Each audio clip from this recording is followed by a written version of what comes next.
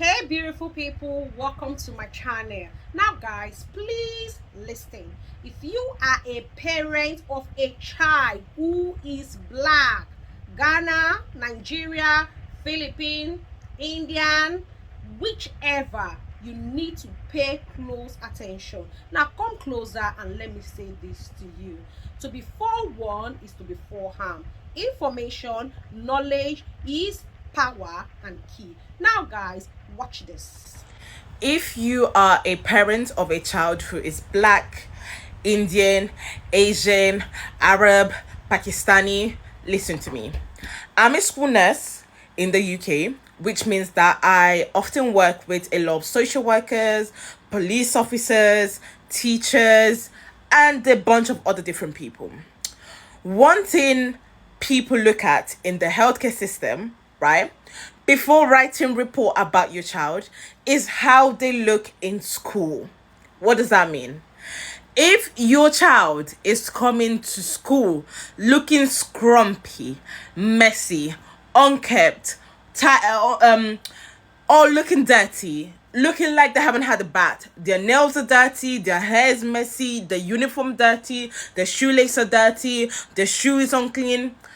This will trigger people to naturally have a biased negative response towards you, which means that they're most likely to classify you as a black mom, Indian mom, Asian mom, Pakistani mom as being unable to take care of your child.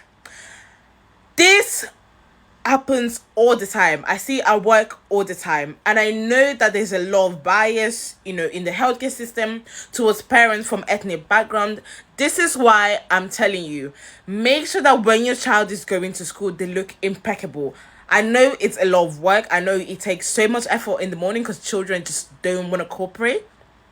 But I promise you, it actually goes a long way because the way they be writing report about black parents, Indian parents, child, they're so quick to take away children from this family because there's just this natural bias towards this type of family. So please make sure that your child is going to school looking clean.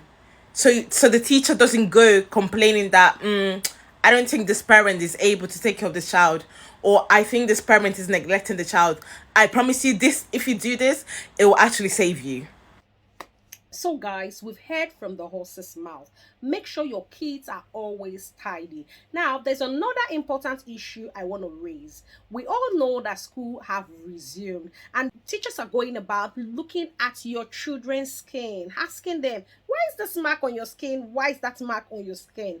Recently, a colleague of mine was sharing with me that they saw some mark on her son's skin. Her son is age 7, and when they acquired from the boy said the dad beat him, and they asked him to explain more, and they invited the parents. Yes, and my colleague was sharing with me that when they invited them, she couldn't really deny it, but so they referred them to social workers, and of course social workers gave her a call to inquire why, stuff like that. You don't want to have issues with social workers in the UK. You don't want to have such issues. You have to try your best. In my opinion, I don't think beating or flogging a child is the best way to discipline a child.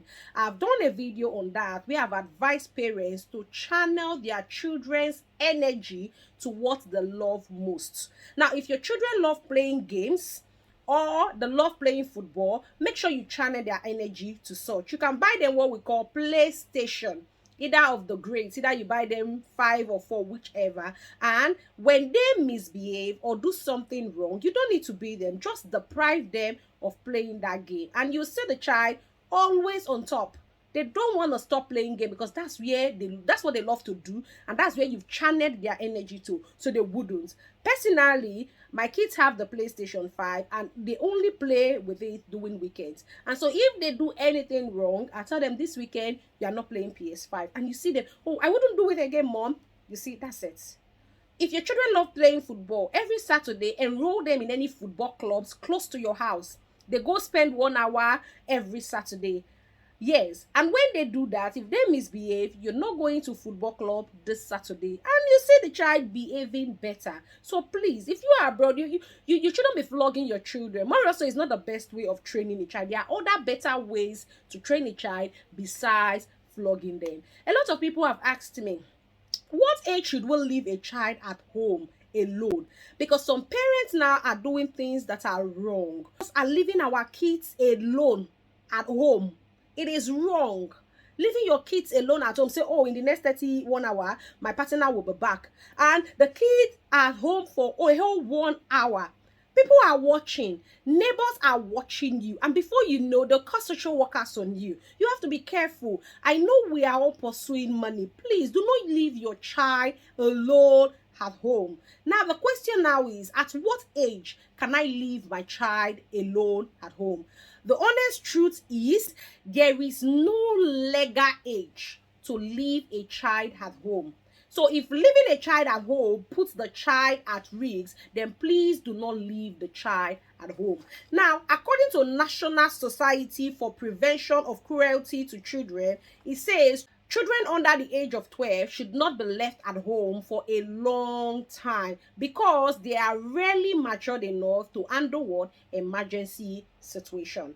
Now, if your child is under the age of 16, they should not be left at home throughout the night because they are not matured enough to handle what emergency situation. So please, guys, I know we are eager to chase money in the UK. I know we are all working to make ends meet in the UK, but please be mindful of these things. If your child is under 12, do not leave them at home for a long time. If your child is under 16, do not leave them at home throughout the night because these ages, they are really matured enough to handle emergency situation. Now, more also, please make sure your kids are looking beautiful. Make sure they are always tidy at all times. If you cannot wash their uniforms twice in a week, then get uniforms for them throughout the days they get to school. Get the uniform. If you know it's not easy for you to keep up, you just get the uniforms for them Monday, Tuesday, Wednesday, Thursday, and Friday. I know it's not easy, but